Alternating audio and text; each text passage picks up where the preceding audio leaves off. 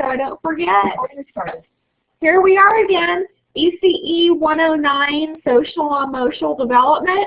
I spent all day at Community Care College today, and it's always great being up there and getting to see fellow instructors and come up with different ideas for classes. It's always a good time being there.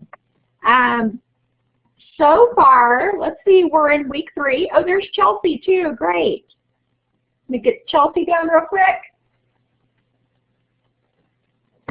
We have, we're in week 3 already, so we're halfway through our class. Oh, and there's Stephanie again. Good. That's okay. You can hear me now, Stephanie. Wonderful. Yay. So we are halfway through our class.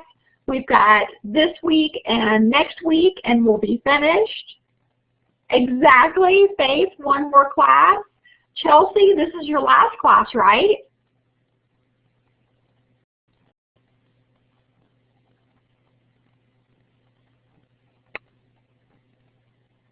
Last class. You just have 2 more weeks. We're going to miss you. So Chelsea's going to be starting her externship soon, and so is Faith. So we have 2 people that will be losing pretty soon. We're going to miss you guys, but we wish you the best of luck and hope to see you at graduation. It really does fly by so fast. Remember in this class, you're so welcome, Chelsea. Remember in this class that we have no final project. So it's kind of a good class to end on, right, Chelsea? It's you don't have to be building another project. I want you to just focus on the content, watch the PowerPoints, and at the end you'll be taking a final exam. And the final exam will be very similar to the quizzes in that it is open book and open note. So you will be able to use your book for that, which I never thought of before. Could be an issue if they're both up on the computer at the same time. It would be handy if you had maybe an iPad with your book open, I suppose, or a second computer, a second laptop. I'm sure you guys have worked that before.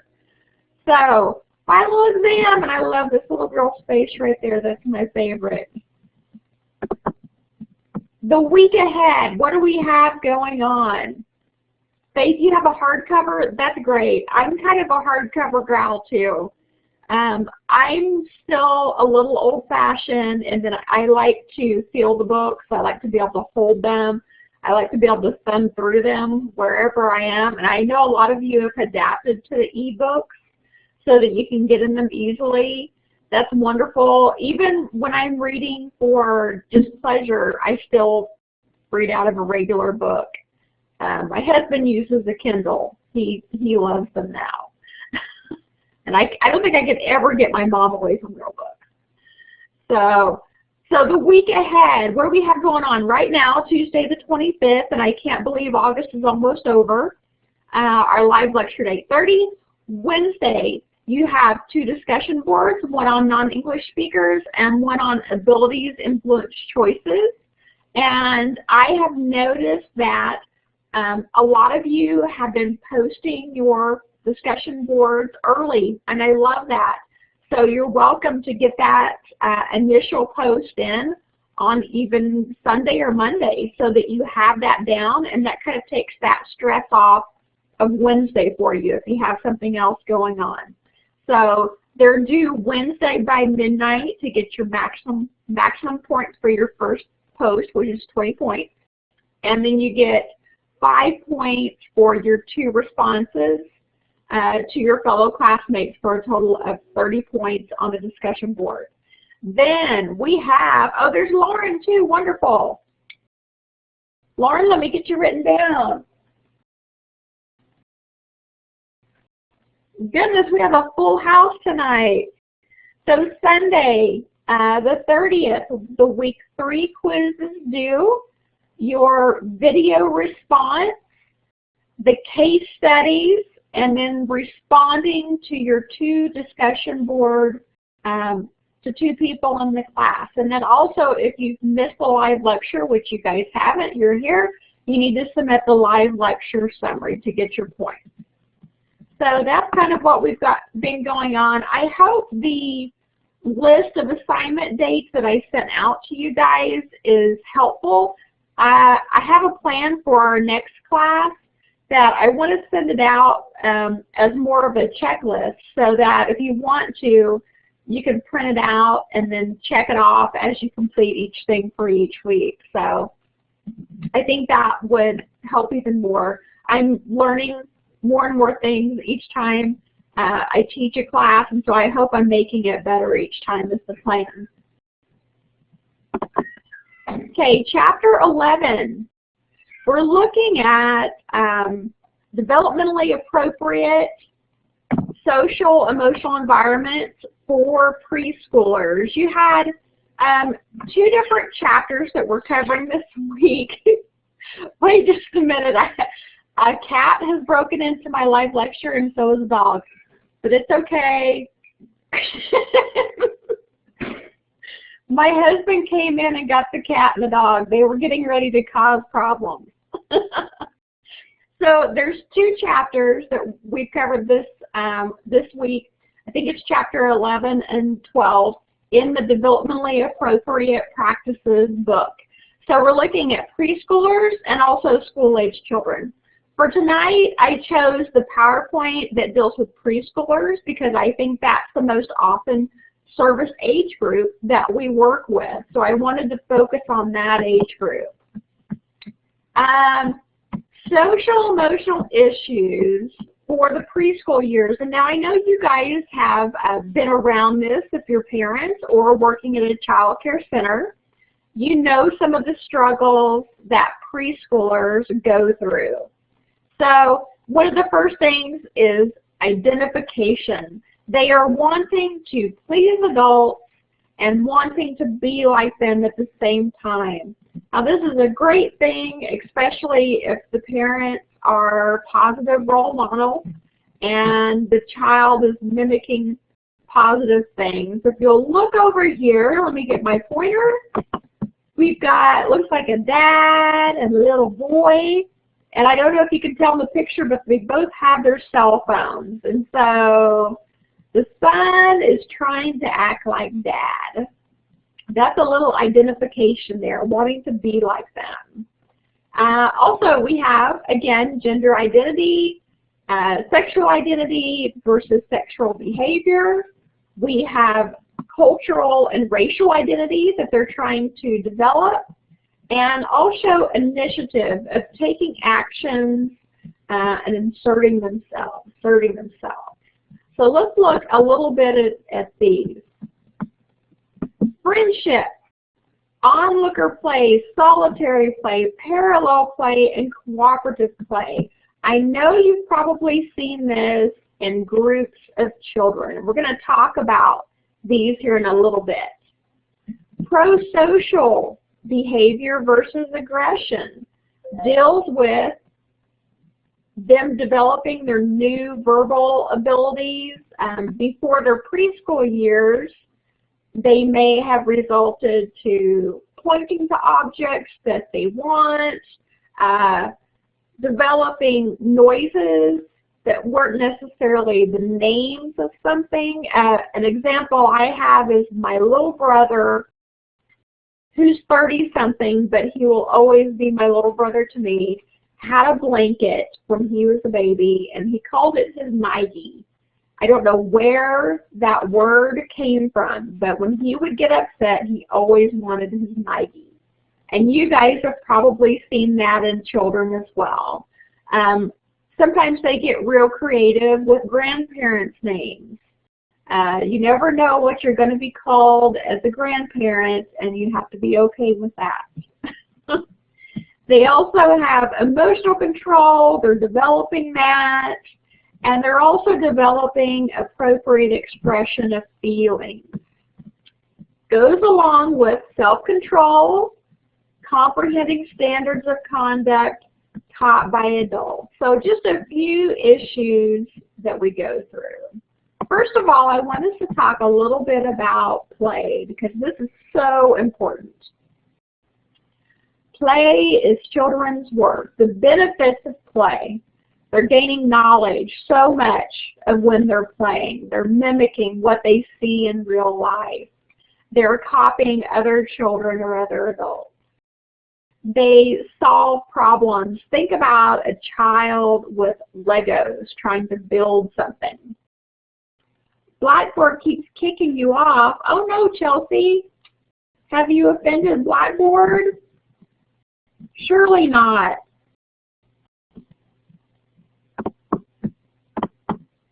I don't know why it would be doing that. Do you guys have any idea? I kept seeing you go.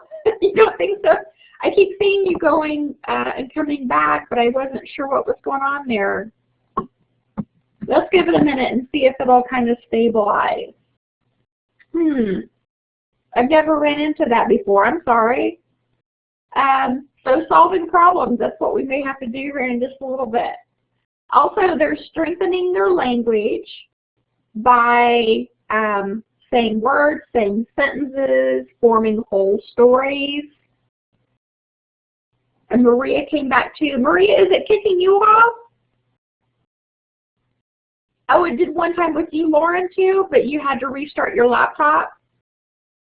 It could be a setting issue. You might be right. Sometimes just turning it off and turning it back on, everything is loaded new and will sometimes work better. So you're welcome to try that.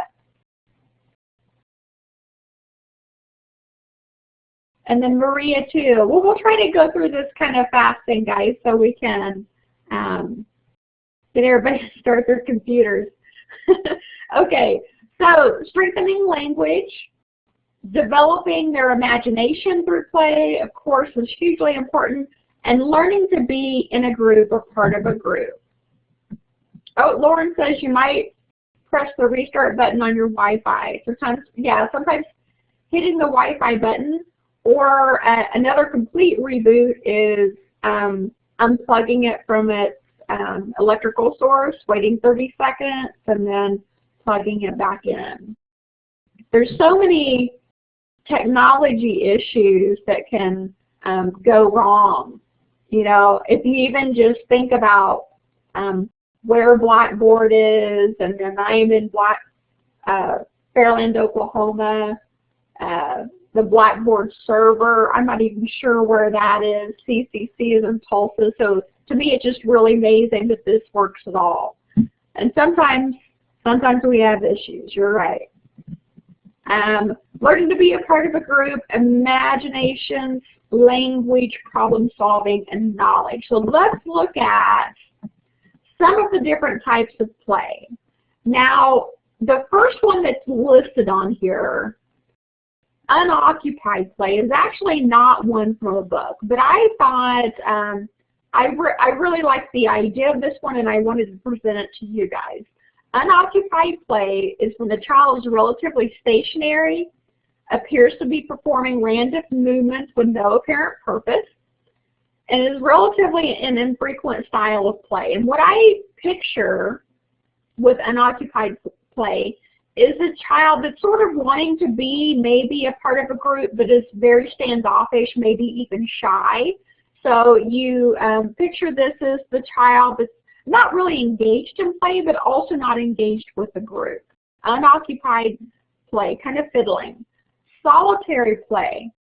The child is completely engrossed in playing and does not seem to notice other children, most often seen in children between 2 and 3. So don't be surprised if your 2 or 3-year-old doesn't really want to play with a group of children. That's fine. Developmentally, they are still in the solitary play phase, and don't worry because they're quite happy with it. It's no problem. Onlooker play. Child takes an interest in other children's play but does not join in. So they might ask questions, or they might just look at them and see what they're doing. But the main activity in onlooker play, and it goes along with its name, is that they're simply watching. Next stage, parallel play. A child mimics other children's play but doesn't actively engage with them. In fact, they may even be very near each other, and they may use the same toy, but they're not engaging with each other. Associative play, more interested in each other than the toys they're using, so they're really starting to connect. This is the first category that involves strong social interaction between children while they play, and then our last stage is cooperative play. So some organization enters child's play. For example, the play might have a goal.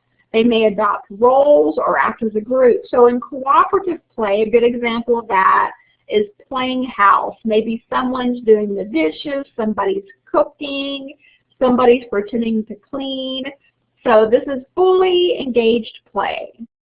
So if you look at each of these stages, they don't necessarily happen in this order, and they can go back and forth between the stages. You may have a child one day that's very much in the cooperative play mode, and the next day they may be more solitary. So it can go along with their age, but also their moods and how they're feeling. They're just like us. They're going through the different emotions.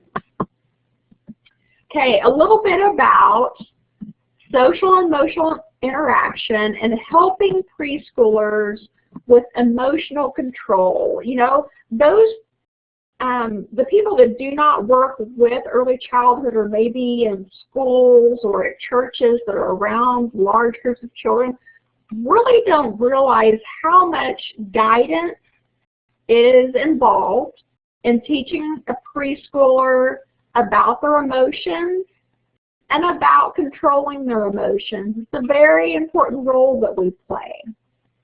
So think of yourself as being at a daycare center, and these are some of the things that you need to try to help children with establish.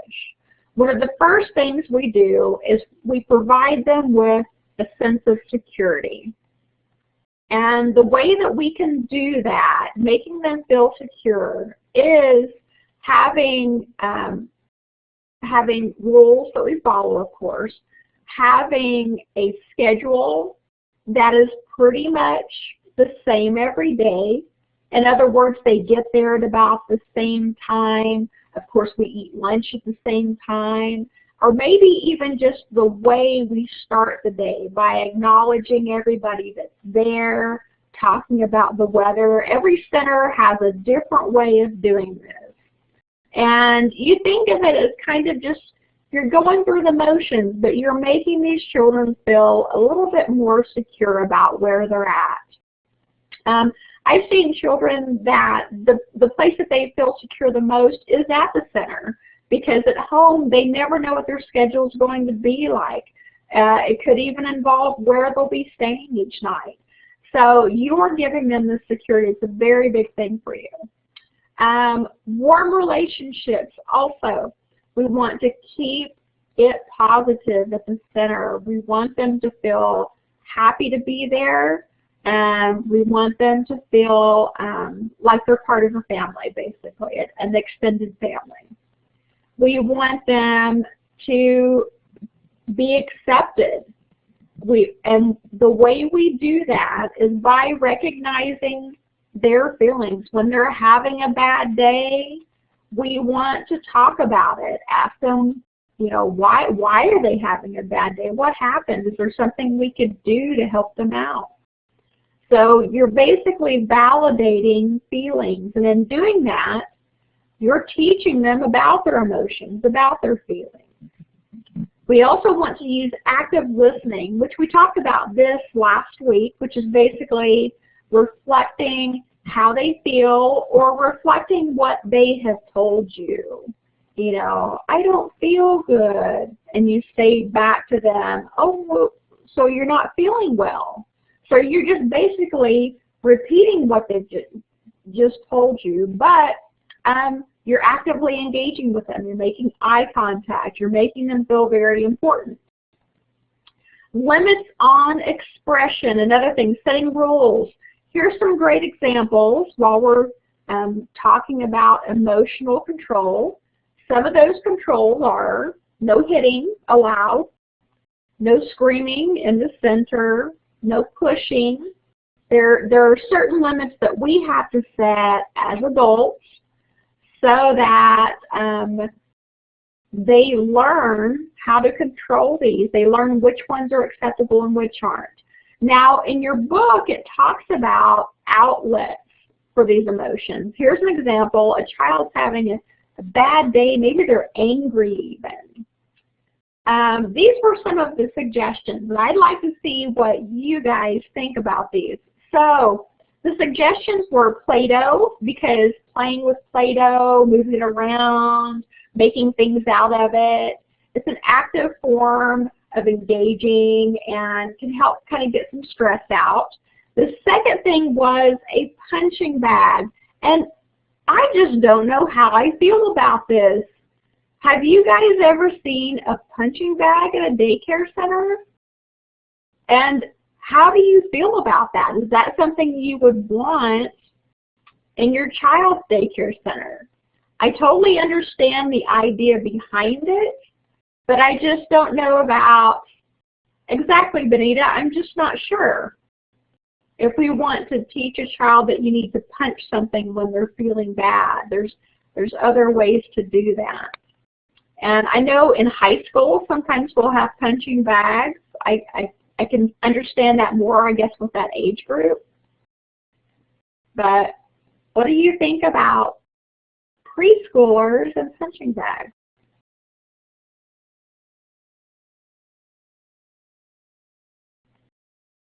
Not at all. Thank you, Faith. That's how I felt as I was reading it in the textbook, too. I was just kind of shaking my head going, no, I don't know about this. Now, there could be some research out there that I'm missing. I do remember my children playing with the punching things that you blow up. What does Lauren say? No, but it sounds great for school agers. Exactly. That's kind of how I thought too, Lauren. At our center, they like to fight, and honestly, I feel like if they want to hit something, I'd rather it be a bag. It shows that they can hit, but doesn't have to be people. So I can see that too, Lauren, totally. I could see kind of the two sides of that. We don't want preschoolers getting into fights, of course.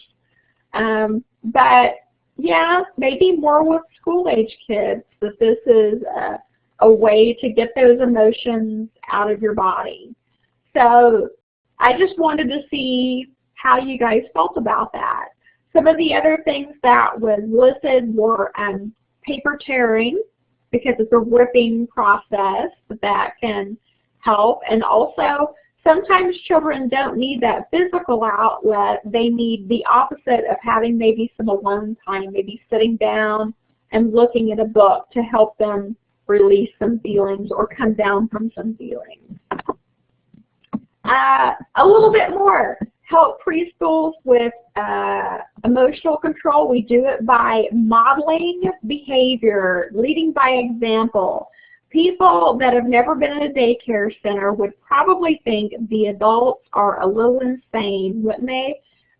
We have to sort of over-exaggerate our behavior so that the children notice and hopefully model this behavior.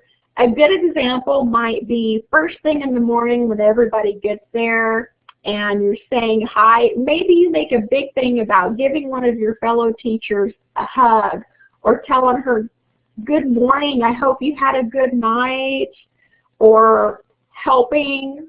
I've even seen teachers hold hands before because they're friends, and friends hold hands and skip. So we want to be a good example to them. Even if we have to be extra goofy, we're fine with that.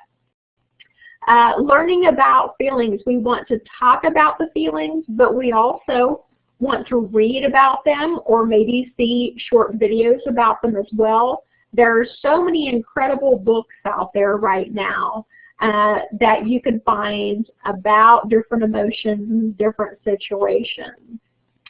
Vocabulary, we want to teach them how to express their feelings. Ask them the question, how do you feel, and then sit and wait while they try to choose the best words that helps describe how they feel. I'm kind of a fan of children, and I don't mean preschoolers, but school-age children, using cell phones for texting and all the emoticons that are out there now. Because I think that emoticons can kind of help describe how you're feeling, of course, and on Facebook it gives a name for the feeling as well. So it's not just mad or sad anymore. It's excited, exhausted, frustrated. You know, there's so many different terms you can use. Also, we give them materials for expression, dolls, houses, puppets, so they can show us how they're feeling. We want to give them a few different things. We want to help them develop a nurturing individual identity. And so here's the struggle. We want them to be a part of the group, a part of the family. We want them sometimes to behave like maybe an other child does, but we also want them to be themselves. We want to help them develop their own unique characteristics, and you know that children develop that at such a young age. We see the individual starting to come out. I think it's really beautiful. We want to encourage and value individuality in the classroom. You don't want to squash it down. Also, we want to help them develop their gender identity, accept children's curiosities about their bodies. You can, in using appropriate terms, discuss how boys and girls are different whenever that comes up, and it will. Each center will have different terms and ways of going about that. You want to encourage cross-gender play choices. An example of that would be from last week.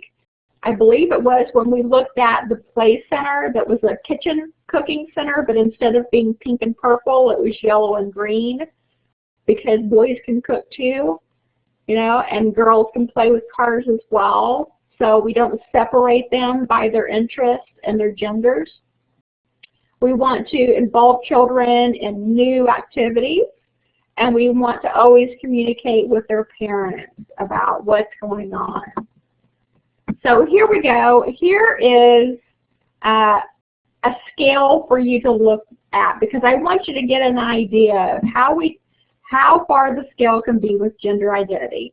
On this side we have Barbie, the ultimate girly girl, and on this side we have G.I. Joe, the manly man. So whenever we say gender, it's not just boy or girl. It can be a lot of different aspects. It can be a lot of different things that go into what type of girl or what type of boy. So you'll notice number 1 is in pink. But as you move up the scale, we get not as girly, and by number 4 we don't even have the frou-frou hair, and by number 5 she's kind of a tomboy. And then number 6 is sort of neutral, yellow. You can't really tell if that's a boy or a girl. We've got orange, get a little bit of a muscle there, 8, 9. They didn't really change much on the boys' aspects. I wish they would have gotten a little more creative with that. But you get the general idea that we're not just boy-girl. We can be across an entire spectrum. If you were to choose me when I was a kid, I was more of a number 5. I wore boots and Wranglers, and I loved to kick the boys. That was one of my favorite things for some reason. And I played in mud with sticks, and I loved it. And my mom never said, no, don't play in the mud. So now I'm a little bit further down this way. I wear skirts every once in a while. I might have worn heels today, so I'm getting girlier with age. So we may even change over our lifetime. So where are you? Next, let's look at cultural and racial identity. Now, I think I told you guys in the past that I'll be really happy when we don't have to check the box anymore of what our nationality is or where we're. Are you extremely girly, Stephanie? Awesome. Very. Well, I never get to see your face, and so I really don't know how to picture all you guys. Except Faith and Chelsea, I have gotten to see them. So I'll be happy whenever. And Lauren, oh, Lauren, are you girly girl too?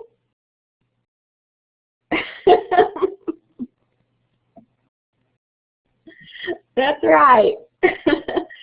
So with cultural and racial identity, what we're seeing is as we progress and as we marry within different groups more and more, our skin's a lot of different colors, our hair, so many different colors, and I really couldn't say, oh, you're not a girly girl, Lauren. No, heck no.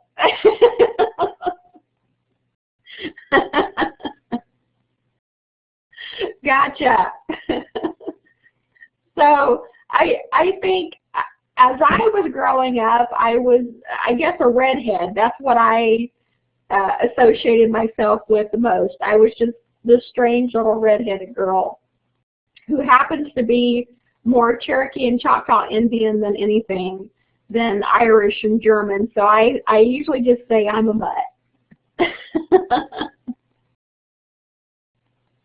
And Stephanie, what? You hate getting dirty and bugs and frogs and fish are gross and scary. That could be a poem, Stephanie. I love that. And Lauren said, my daughter comes first. I don't have time to pamper. Oh, I understand that too. Yeah. I'm learning so much about you guys tonight. I wish whenever we logged on, a picture would automatically come up so I could instantly associate you with your picture. Hopefully they'll work on that. Okay, so cultural racial identity, we want to be anti-bias. In one of the last lectures, I brought up the dolls of different identities, different genders, different cultures. We select literature that shows a great diversity and involving parents and maintaining a home culture and language. So we want to celebrate everyone. Cultural identity is the holistic combination, I really like this, of national, political, cultural, religious, and family factors which shape one's identity. So I think that really covers a lot right there, just to realize how complex we are. Oh, I gotta get Lauren's comment. You were raised with full-blood Mexicans in Arizona, and your dad is half black and white, so it's hard to say what I am because the choices are like blah, blah, blah, but not Hispanic. I completely understand. I do. Which box do you check? And understand, if you saw a pic, I hardly ever wear makeup, and my favorite clothes are jeans and flip-flops. Oh, Stephanie, I think I'd like you a lot. So I dress up for my once a week for this, and to go to work, and then the rest of the week, yeah, I'm jeans and flip-flops too. I agree. And you don't paint your nails. I don't paint my fingernails because they're tools. I would completely tear them up, but I do paint my toenails. Benita, your mom is half German and your dad is Mexican. You got a lot of grief for not speaking Spanish. I was like, so what does that matter? Right. So you didn't know Spanish, but did you know German? See, sometimes we actually pick up the language, but you know, so many households nowadays just speak English, and even if you go overseas, like for instance in Germany, they're required to learn English as a second language. Oh, and Stephanie's okay with painting toes. We are so flip-floppy tonight. You guys must have drank a lot of coffee.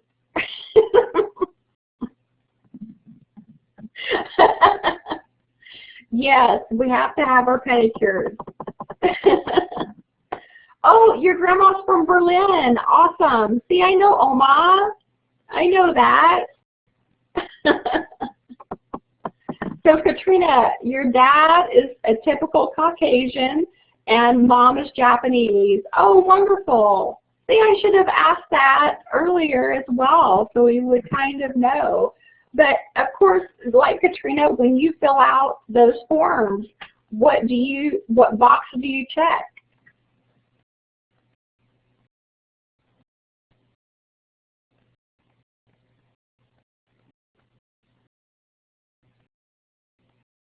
Lauren, you feel because people assume that if your skin is brown, you have to know Spanish. It's true. It's kind of strange, isn't it?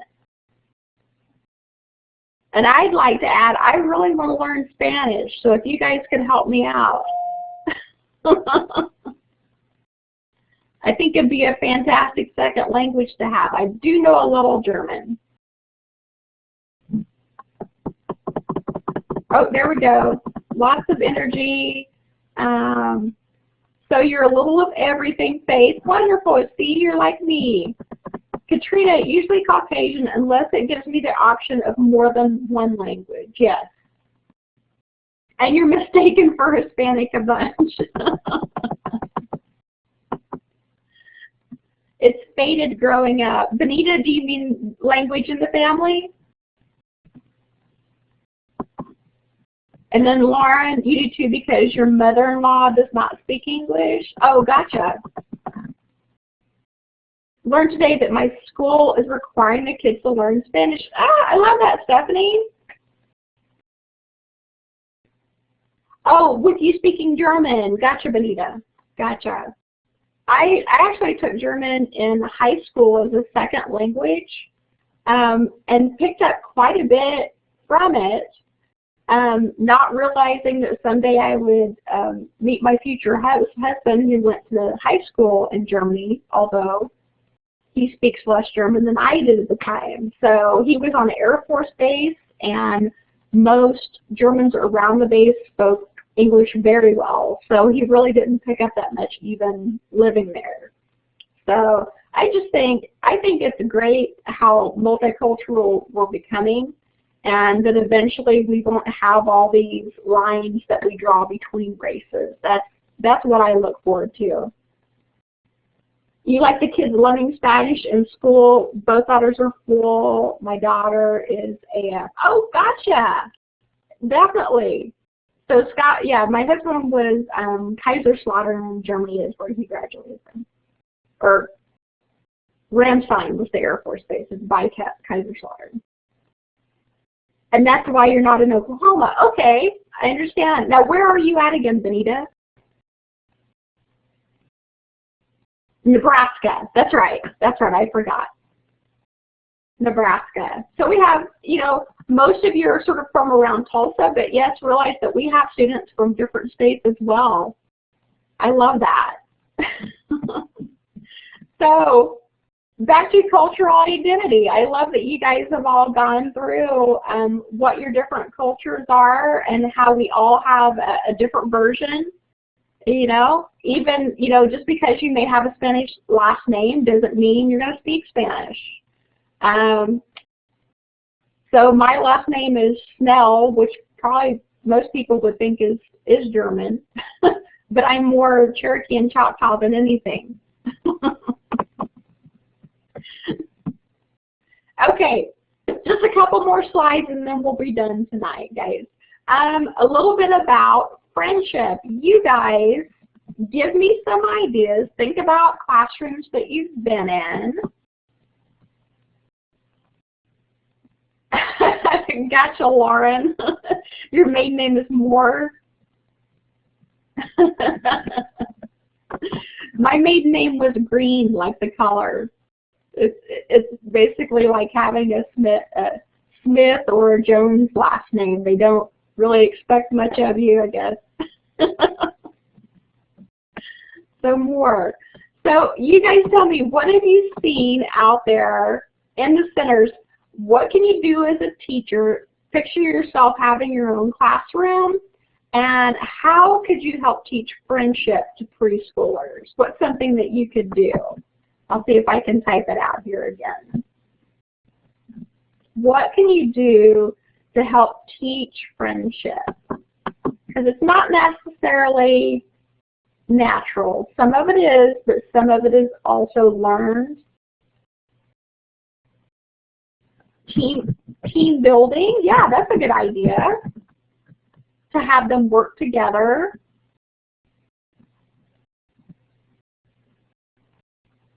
Stories, yes, and books. Yes, there are tons of books out there about what a good friend is or how a good friend acts, and you can definitely use that as a learning experience. We talked about being a good role model, so the teachers at your center, you need to be friends with them, even if you're not friends in real life. Maybe you don't get along much, but that's okay. In front of the kids, you are good friends and you treat each other well. What else could we do to teach friendship?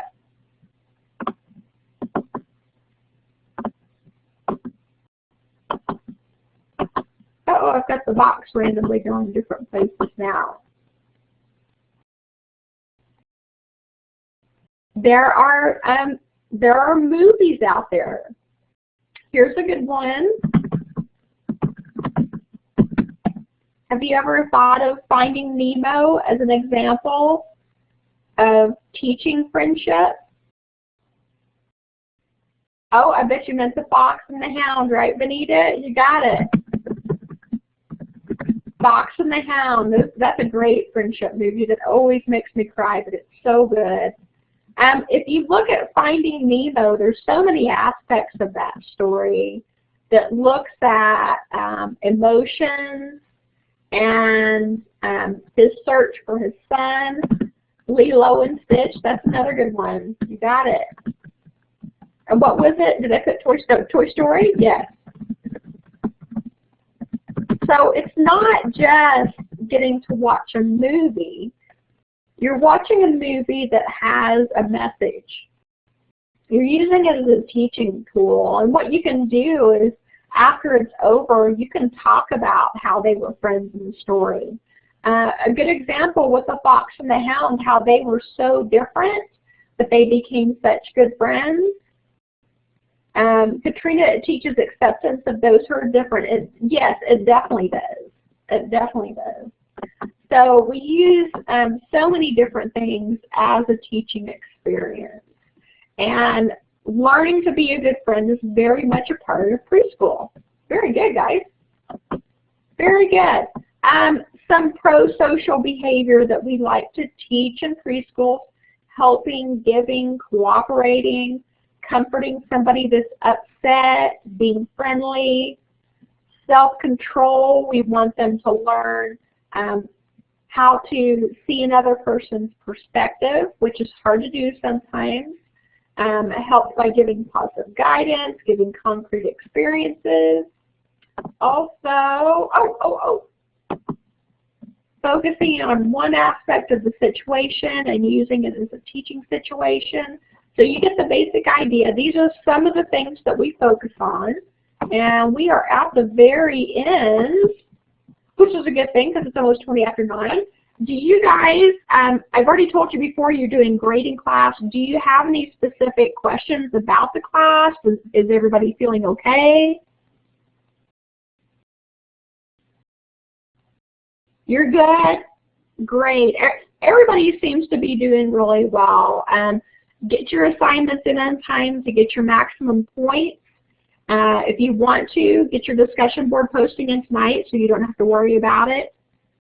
Faith, you feel great. Wonderful. You should, because you're almost there. Maria, you're good? Great. Great.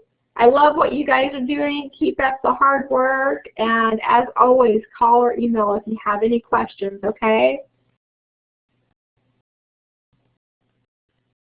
Oh, yes, Faith, I forgot. So Faith is getting married as well, guys. So she's doing externship and getting ready for a wedding. Congratulations.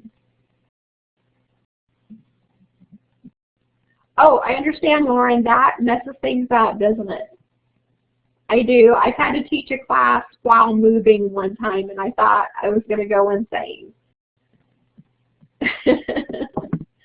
So congrats, Faith. Good job. All right, guys, keep up the hard work.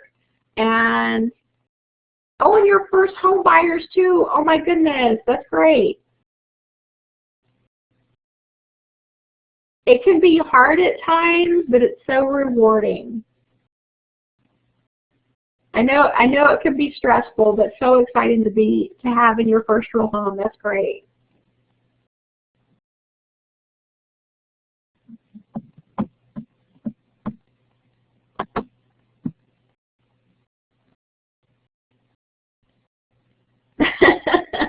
You're wanting to do everything over again, yeah.